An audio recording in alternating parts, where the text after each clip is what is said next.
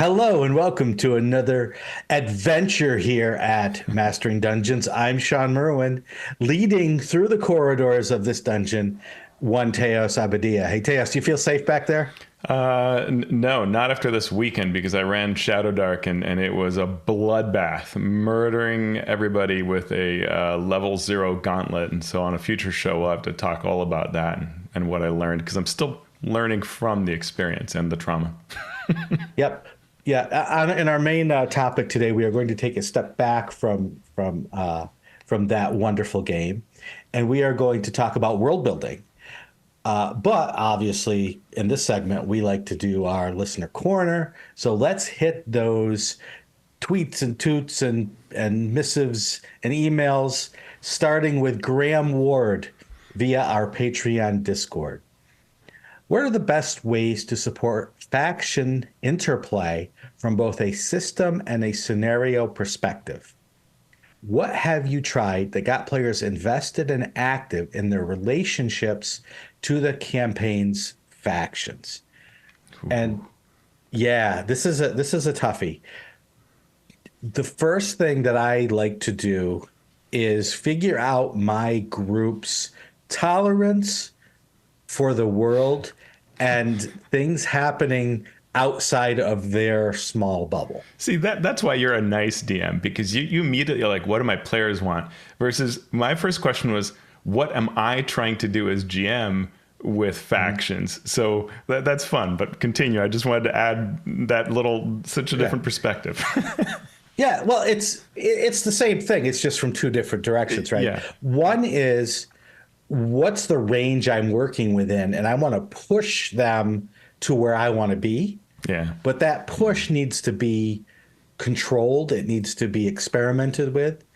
If you just jump right to what you want, Yeah. maybe it's fine, and maybe they'll just jump right there with you. But they might not. But if you know that they're not quite there. So what do I mean by tolerance? So if their tolerance is low, it means that they want to be the main drivers of the action for the most part.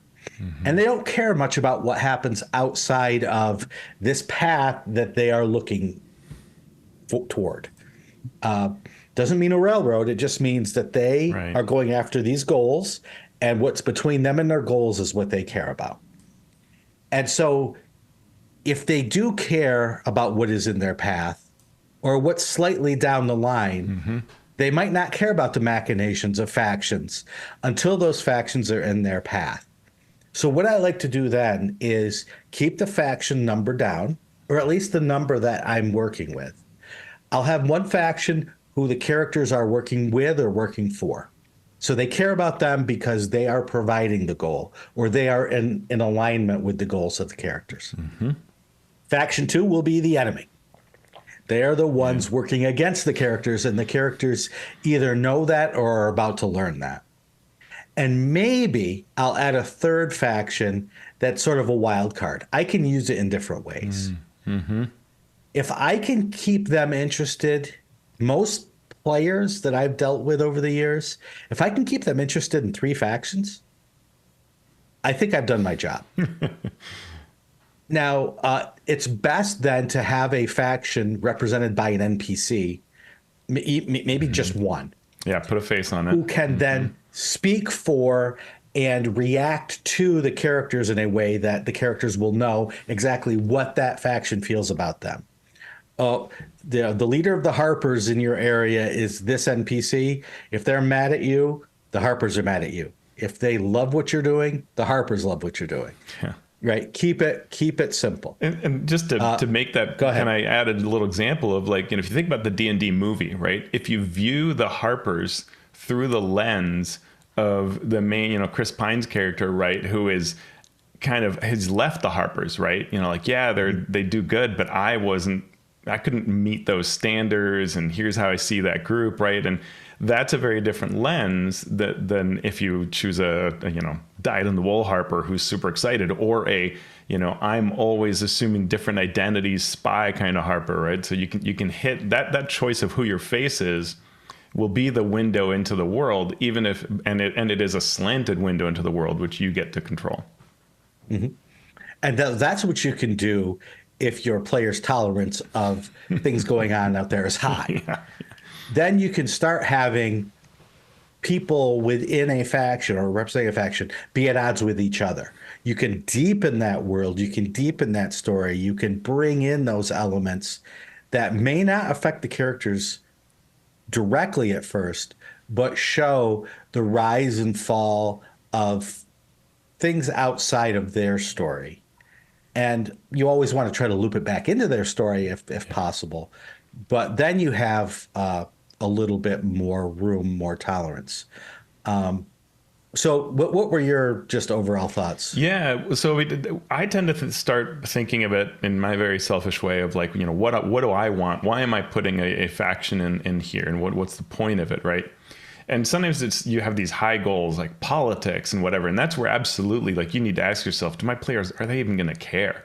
Are they even going to get involved in this? Because a lot of times like, Game of Thrones intrigue sounds so fun when you're reading the book, but really trying to get players into that. And there are a lot of things that are easy to stumble upon. Like if each player is a different faction, that's hard unless you really let the world play off of that. And 13th Age is what I'd go to as a go-to for that, because 13th Age shows you how to make these stories ratchet between factions. And another game that does that is Arcanus, right? And we had the Living Arcanus organized play program during the 3rd edition days that did a really interesting job of creating factions where, one party of adventurers could be at odds in the final scene, really like emotional about what should be done as a choice and fighting each other, PvP kind of things even, right? It could go to that extent. Yeah. Marker Heroes you worked on, or the Eberron campaigns had some factions. Yeah. Cedric Expeditions was the one where it was one campaign, but it was actually 4 campaigns. And each faction, there was the good guys, there was the evil folk, there was the militaristic mercenary group, and then there was mine, the Crimson Codex, which was like this mysterious, out there, weird prophecy-driven amalgam of things. And so if you played in one of those factional adventures, your character was part of those factions, and you all worked together to tell your story. But then you could have an adventure, a special adventure where different faction members could play together as a party and go off and do things. And what we learned very quickly was when you do that, even if you don't set the characters directly at odds, players are going to find a way to make their own tension. And some people think it's fun and think it's, we're role playing and let's show. And other people have absolutely no tolerance for even joking about having a conflict between players in the party. And it was fun for some groups, those interfaction adventures. For others, it was just plain painful. And I saw tables where 5 players part of one faction would just gang up on the other player in the other faction, and it wasn't fun. Yeah.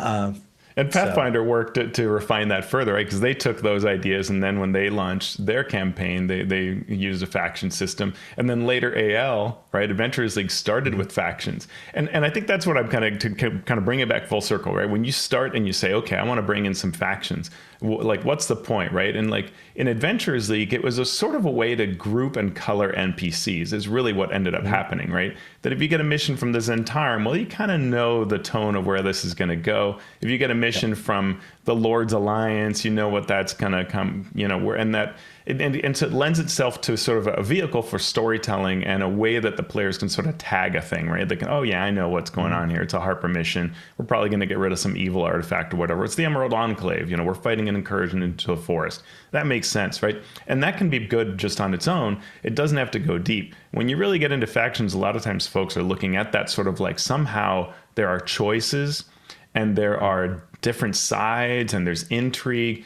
And that's where you want to think carefully about that, what you can really do to support it. And I think where a lot of games go wrong, we were talking about this on our Discord, is if you don't actually do that supportive work, it falls apart. Because what else is there?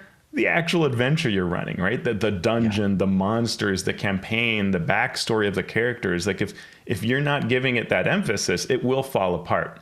And that makes it fail and makes it hard to run, right? That's a perfect, that's great. That's perfect. Is you can think that the politics of something is going to carry the story unless it's a very, very, very, very specific kind of player. Like 1% of the RPG audience will be like all about that intrigue. You better make the adventure fun. Right. Right. Yeah. One place that you can check out is Dungeons of Drakenheim, which just went up on D&D Beyond not too long ago. They do a great job with factional intrigue and factional conflict without having the players actually join a faction. But these factions are all sort of working toward similar goals, but also opposing each other. And so you, as the player and as the party, sort of have to ally with a different faction at different times in order to move forward. So it adds something factional to the campaign without it brings it in front of the players really well. Yeah. To make it mean something to the players, to make those choices really mean something. And in the show notes, I have a YouTube video with the Dungeon Deuce talking about using factions in that campaign, and it's really good stuff. So you can check that out. And recently we've talked about the Pelgrane Press blog. They've had some really nice articles about how to use the factions in 13th Age. Another thing I'll share just really quickly is when I ran a Dark Sand campaign as a home game one time, we went to the city of Ram, which is full of these sort of like noble houses fighting one another and contrast with the kind of loose government. And so I had a scene, and my point here is think about what your scenes and encounters do to kind of bring those factions front and center. And so they wanted to go to this one villa to speak to a particular noble house. When they arrive, 3 other groups are attacking, and that makes them choose. You can't fight everybody. So who are you going to form up with? And they're essentially getting like job offers, alliance offers in the middle of the combat, and they're like, no, not this group, no, and having to figure out what they know about them, but they had to pick, right? And so that's a way to force that action, make it underscore, how much conflict there is in this city, but still move forward in very adventure-y fashion and the kind of play that everybody liked. There you go. Thank you for that, Graham. And now Big Bunky via YouTube asks, I recently jumped into a long-running 5e campaign as a guest for a couple of sessions. One of the players was struggling with the rules and mechanics, and it was a bummer to see the dynamic it created. The other players were frustrated, and the player's confidence and enjoyment seemed to be crushed. What advice do you have from a DM or fellow player's perspective on helping out a player that's struggling with the mechanics? Cheers. Yeah, I wanted to ask some follow-up questions because I'm having trouble envisioning walking into a session where one player was having trouble and the other players weren't helping, but were frustrated by it. Yeah. And I've known gamers who would absolutely be this, either the person who was having trouble or those frustrated. But my answer is going to be like the one-word answer we give to every question we get, which is communicate. Yeah. That's my first answer. Was the DM doing anything to help the situation or make it worse? Were the other players doing anything to help the situation or make it worse? What was the frustrated, or what was the player whose confidence and enjoyment were being crushed? What were they actually doing that was frustrating other people? Without those sorts of granular details, it's hard to come up with a perfect solution, but we can come up with some suggestions based on the question. Did you have anything to add there? Yeah, I mean, I've had this come up a couple of times, and one easy example to parse is when you have kids. Because kids will do things like play a cleric and forget that they can cast spells ever.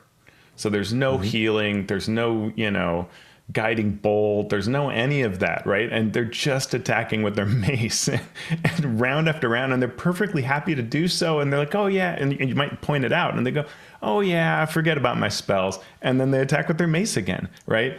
And that just sort of happens. And I think probably in a campaign, probably at half the players are sort of that way, right? And then you have one who like DMs, who is like, come on, everyone, let's pick it up, and oh, that's a blah monster. I can tell you it's AC, right? And so you can have that kind of tension that's just folks are on a different page. The other thing that can happen is somebody who just says, I want to have an RPG experience and the communal experience of sitting at the table. But when I look at this rule book, it makes my eyes bleed. And so I'm trying to do what I can, but there is no way I'm going to be like you folks who know all this stuff in and out and play your character well. That's just not going to happen. So even if you help me at the table or explain, I'm unlikely to get to a point where I do things efficiently. In both of those, one of the things that I do as a DM is I pull the difficulty back. Mm-hmm. Yep. Because that's realistically what we're talking about is, one or more players are acting a little more like henchmen than they are as, fully capable seasoned adventurers that, right. you calculate CR against. And so, that's one thing, but it's tough. It's really tough. And I've lost players in that kind of second situation. And I don't know exactly what to do because it's sort of a mismatch other than like play a different game where there's a much flatter mastery level, right? It's really hard because you want people who want the experience, but don't want to be doing that work of understanding all their subclass benefits and the feat interaction and the spells. And I don't know if there's a whole lot one can do about it except just not be, accept it. If you want to play with this person, you're going to have to accept it because they're probably not going to master it. If it's that situation, right? If what they need is training wheels, you can go back and spend some time one-on-one to get them up to speed. But if they're just not going to turn that corner, then that's what it is. Yeah, and that's an important question, right? Was the one player feeling crushed because they weren't doing as much damage as the other players? Mm-hmm. Or were they feeling crushed because they didn't understand something, right? All of those things can be worked out in different ways.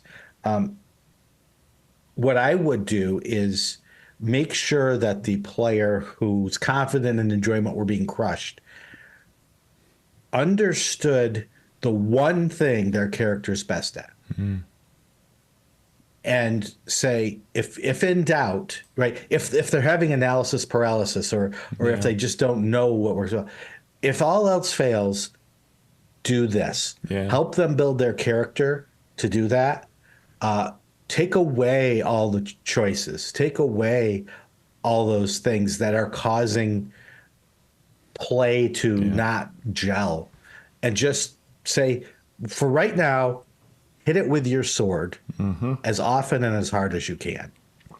Yeah, and maybe it'll be great. One of the things that happens, like I think a very sort of fascinating, hilarious, many words could be used here, aspects of 5e's design is the design of the Warlock. The Warlock appeals to a broad range of folks who often come to it with the pact, the story, the whatever. And then it's really complicated. Right? Like the mechanics of it, especially certain builds, are really complex and you really want to understand all these things and there's so many parts to it. That's a terrible class to pick if you're that kind of player.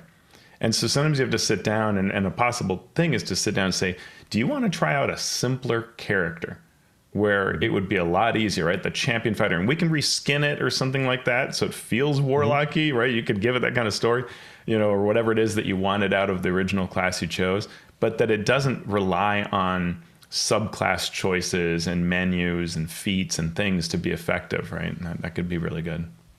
Yeah. The last point I'll bring up is have the player say narratively what they want their character to do.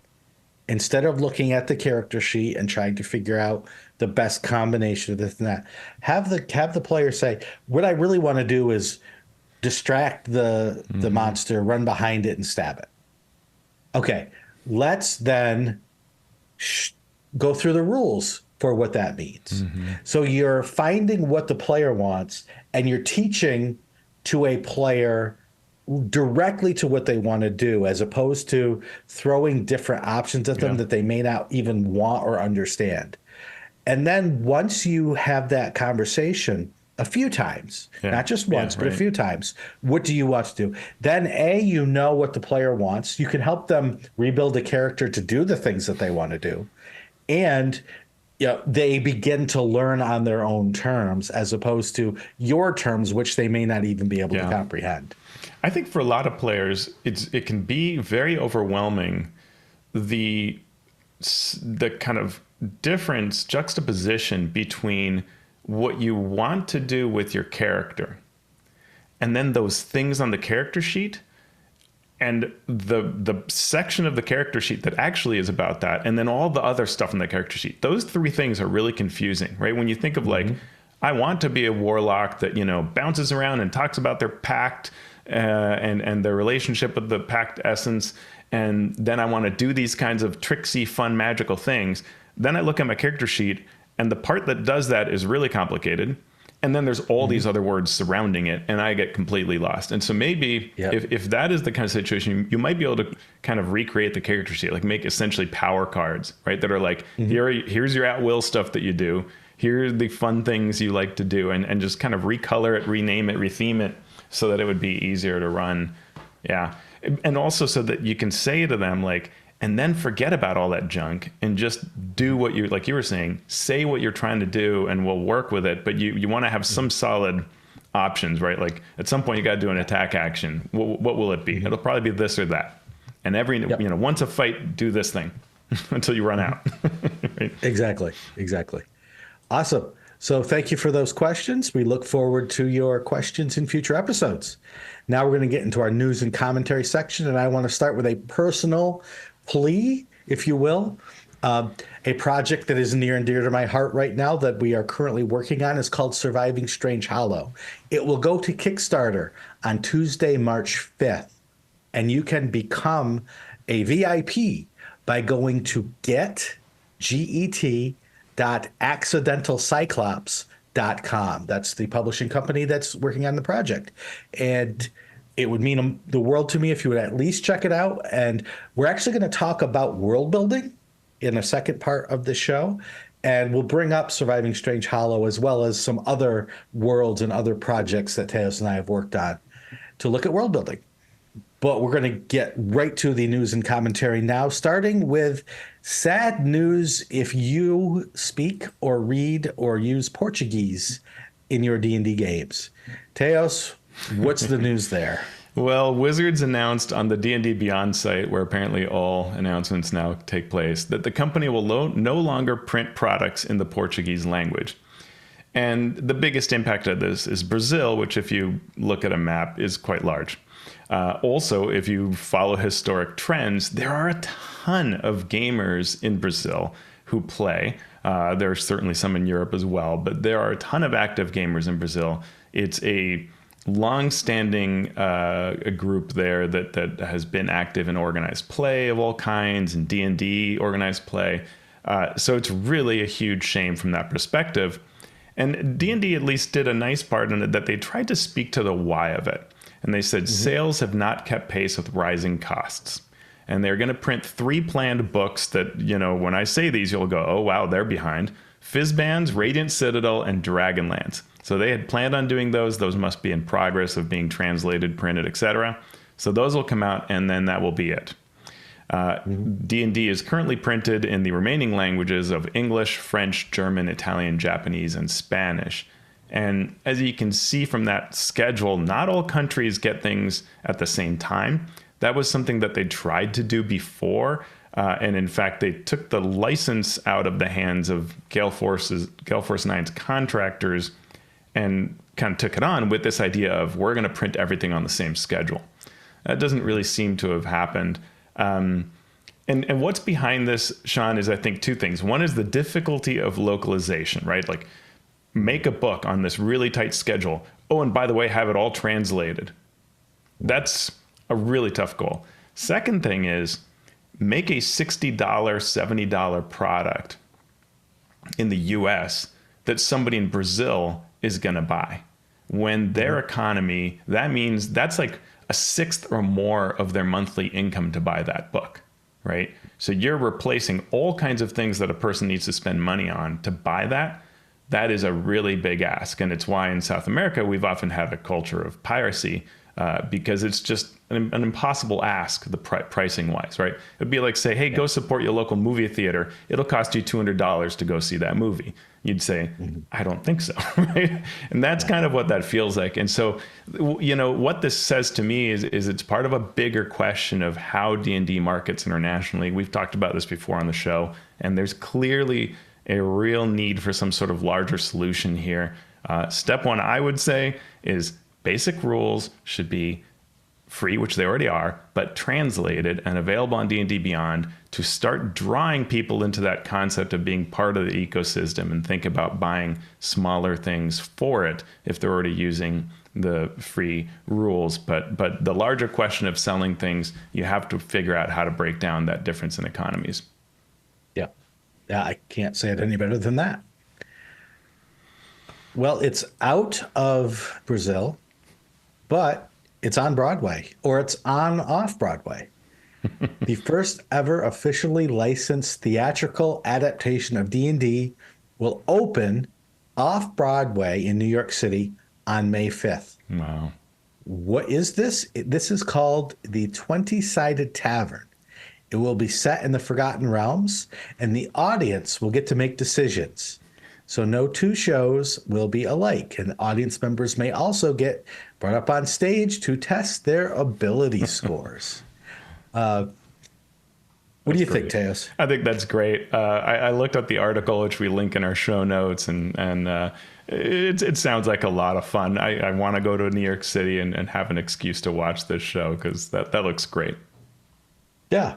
There have been a few plays that have brought D&D in. During COVID, the local college did, what is the name of that? Something monster. Yeah, monsters. She kills monsters. She kills monsters. She slays monsters, something like that. Yeah, and they did it online. Oh, cool. When COVID, and it was really cool. It's not a funny. No, it's play. I mean, it has got some serious parts, dark, but there are funny parts to it. I'm interested in. We always talk about D&D movie and the D&D TV show, but how other parts of our entertainment and our media use D&D is interesting, and this being a licensed. Yeah, that's what makes it like She Kills Monsters is unofficial and it's obvious. It deals with Orcus and things like that, and not that Orcus is solely D&D, but it deals with very obviously D&D properties, and it's great. There was a production that ran here, and my daughter was in that, and I helped the local group with that. It's super fun. But this is truly like we are licensing the ability to do this and making it a real off-Broadway production, and so that would be great to go see. Yeah, it would be. Road trip, Teos. Road trip. Here we go. Next, second edition is coming of which game? Star Trek Adventures. Yes. This just came into my email like an hour ago. I went to the Modifius site. I have not seen it anywhere else, so you're getting it secondhand first here. They are making a second edition, and it says, while Star Trek Adventures second edition's core mechanics have been streamlined, they remain fundamentally the same as the first edition, so a 2d20 system. It'll just have snappier and smoother play. Combat, ship management, character creation, and complex task mechanics have all spent some time in dry dock and have been upgraded to the latest Starfleet protocols, refined, refreshed, and ready for your new explorations. So we're going to get an update and a streamlining of this 2d20 system for an authentic Star Trek experience. It will still be compatible with 1E supplements and books, according to this email. And also, adding to the worlds of Star Trek you can play in, you can already play in many of the worlds, including Lower Decks. If you're a fan of that cartoon, you can now also include Star Trek Prodigy and Star Trek Strange New Worlds as part of your play experience. This is all coming to you for a premiere at Gen Con this year, which is a very short turnaround. So they must have been working on this a while.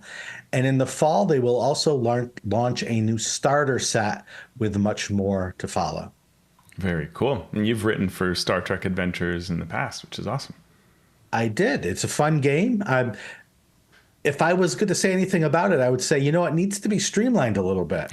And Perfect. So here we go. We'll see how changes to the 2D20 system, if it's really changes to the system or just changes to how they're using the system, which would mean it's still compatible with previous products. Yeah.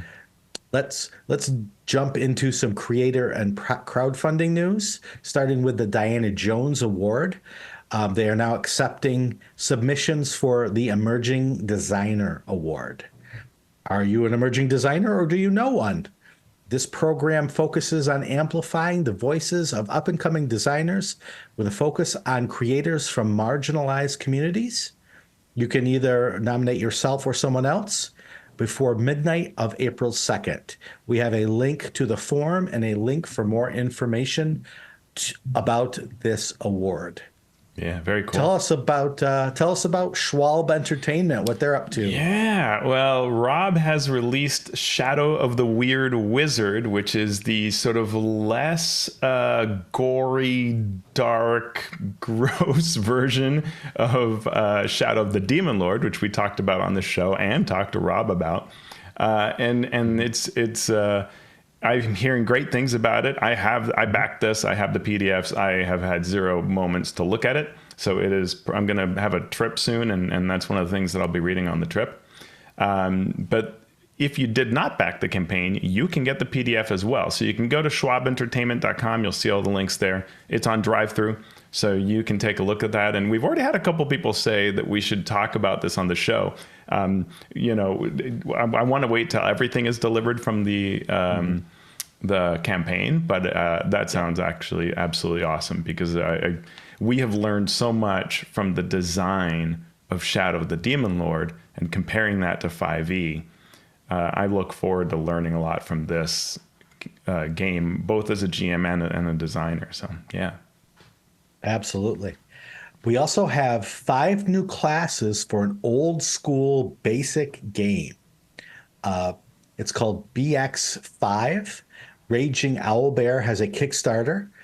They're simpler 5e classes in the basic and expert D&D style. They might be slightly weaker in power deliberately, but they're still fun and they're easy to run. So that goes back to the question we had earlier. So the goal is excitement over the cool thing you get each level rather than getting lost in a bunch of features. That is on Kickstarter until March 20th, and it has not hit funding yet, so it could definitely use your help. Yep. And last but not least, Teos, I will let you bring this home. Yeah. This is, something we we're going to try to cover last week, which is just the reporting that Ian World did on Evil Genius Games. And we're not going to talk about it in detail because we're not close to it, though we know people who are. But Ian World did a really good job of doing their own investigative reporting and interviewing employees, a number of employees from Evil Genius Games, both current employees, staff, owners, and people who had departed, and on how a number of employees have left, and they've made accusations about a number of problematic and abusive work environments, not getting paid, an emphasis on crypto, AI, and selling customer data. So our hearts go out to every employee affected by this and freelancers who've had this situation at either Evil Genius Games or other places. You can read the full article. It's a really impressive read, difficult at times, and good. I mean, this is the kind of spotlight we do have to shed sometimes or shine sometimes on problems in the industry so that everybody else gets it again, that this is not okay to do these kinds of things, right? And so, hopefully it brings some improvements to our industry. Yeah. The only thing I'm going to add is, in addition to, our hearts going out to the employees and those people who have the unicorn of a full-time job in the role-playing game industry, only to have the horn torn off of that unicorn. It's a sad thing to see. But it also shows that this is a complicated business. because originally we were reporting on Evil Genius games because of what Netflix did to them. Yeah. Right. And, there was the outpouring of support for Evil Genius and how dare this big company do this thing. Great. And we also have to remember that there's always something going on behind the scenes that may or may not be what you expect or what you would want.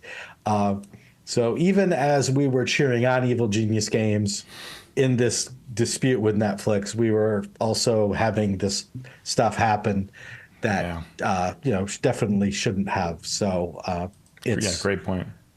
Always interesting to keep an eye and an open mind about all of this. Well said.